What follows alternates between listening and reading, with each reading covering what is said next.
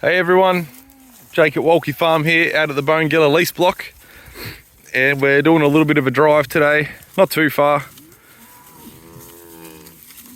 We've got some Frisian steers here. These are, bottle calves from a dairy that have grown up a bit, and cattle are extremely cheap at the moment here in Australia. I got them for about 90 cents a kilo live weight at the store sale. Come on! And we're popping out of this paddock where the cattle have been strip grazing up for a couple of weeks. Going down the driveway, we can't go through this gate. We're going all the way down the driveway and popping into that paddock. And the reason we're starting grazing at that end is that's where permanent water is, and we're just gonna strip graze up by dropping back fences back to water. If we go in this side, there's no water, it's just a bit clunkier. So Tom's on the way up and he's got everyone following him, which will work fine. A lot of dairy cows in this mob because we buy jerseys, old cull jerseys, like these guys here, and we join them with our bull, Nguni bull, and we keep the babies. I'll show you some of the calves. We've got calves of sort of assorted ages. You can have a look at them, but we're breeding up to Nguni blood, and jerseys are brilliant cows. You know, they're small framed, great meat quality, good temperament, easy calving, heaps of milk. There's a lot to like about a Jersey. Similar to the Nguni in a lot of ways in terms of body frame and that sort of thing. So wanting to get to a smaller framed animal. Look at them all come.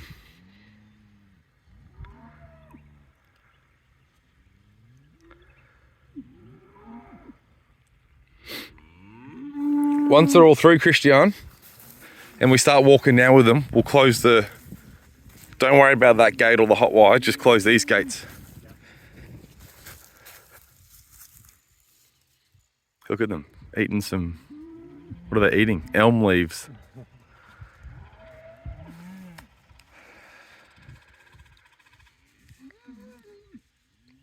Here they all come.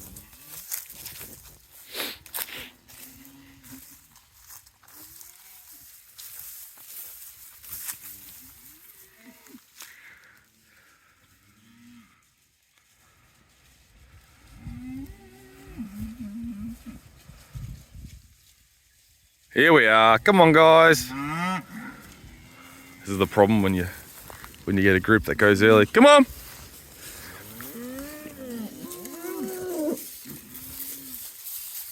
Turn around. Come on. Don't confuse things. Turn around.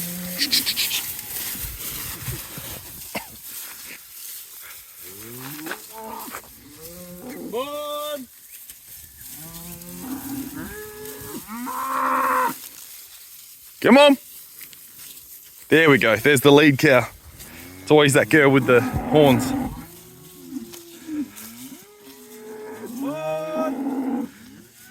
Purchase those Hereford heifers at the store sale as well, and they're always the last.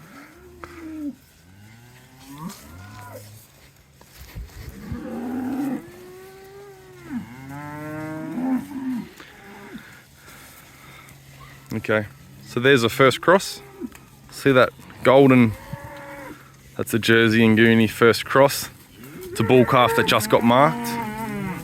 There's the bull with the speckled rump there. He's a 3-year-old bull. He's a great bull, nice and fleshy, good temperament.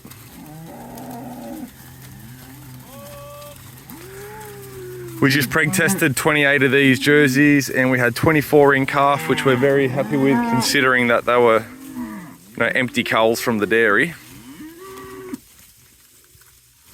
And we're also grazing some Murray Grey crosses for some clients. There's another Jersey calf, a Jersey Nguni cross, little heifer calf.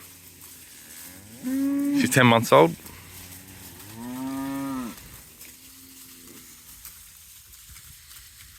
We've got so much grass at the moment that we thought we'd get these steers. They take a long time to grow into cuts. Frisian steers, a long time. But if you've got a butchery like we do and you can cut them into snags and mince, they're all right. Get around. Come on, quick, Christian.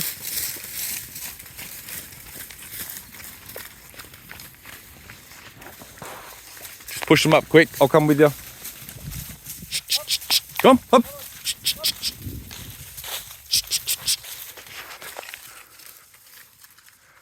They're always the last three. Rightio, you get the gate? Good man, thank you. They've only been here 2 weeks. They turned up with those Friesians.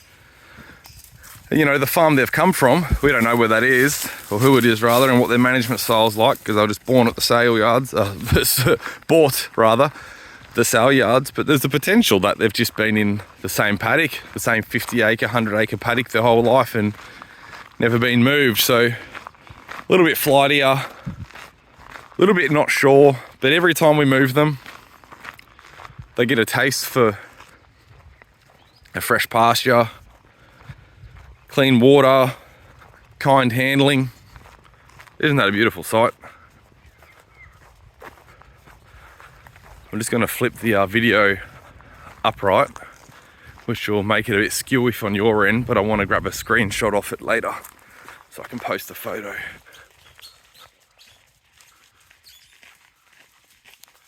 Isn't that cool? Beautiful property here. Great property owner to work with. Property owner here worked with us, and we collaborated to put water infrastructure in so we can strip graze the whole 40 hectare now with water everywhere. Put some poor boy fencing in, which is like our semi-permanent wire fence. It's one of the troughs. We won't need it for this paddock we're going into. These Hereford heifers, you know, they were 300 kilos, buck a kilo. Store condition, which means thin, you know, not ready for butcher.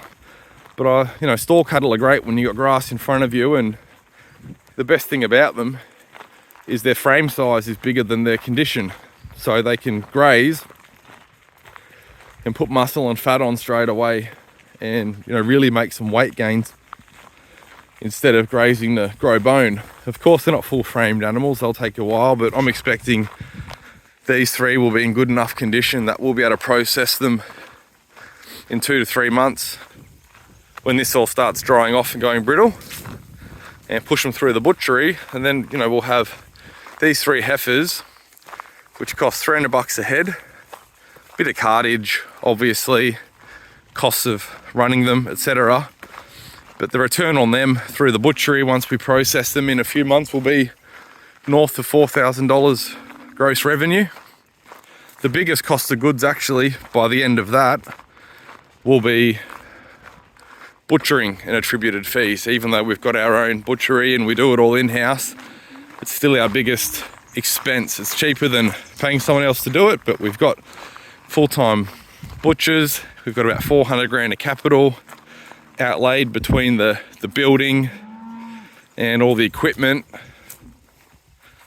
We've got $100 a day electricity bill. Electricity is just crushing at the moment.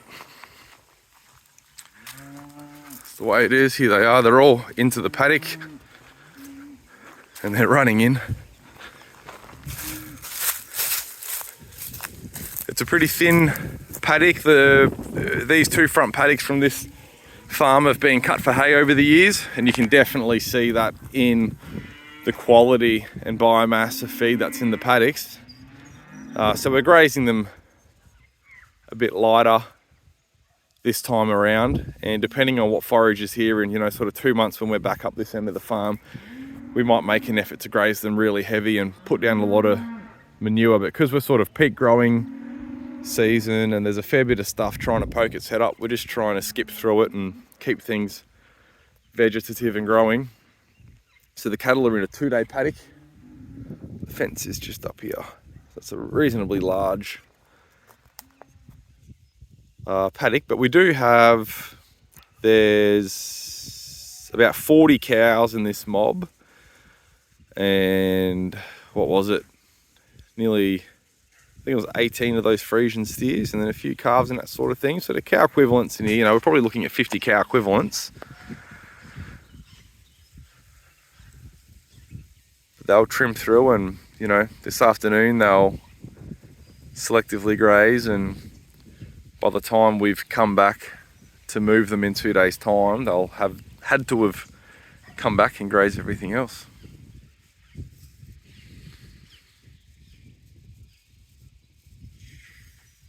Rightio, so they've got water, they're in the fence, no cow left behind.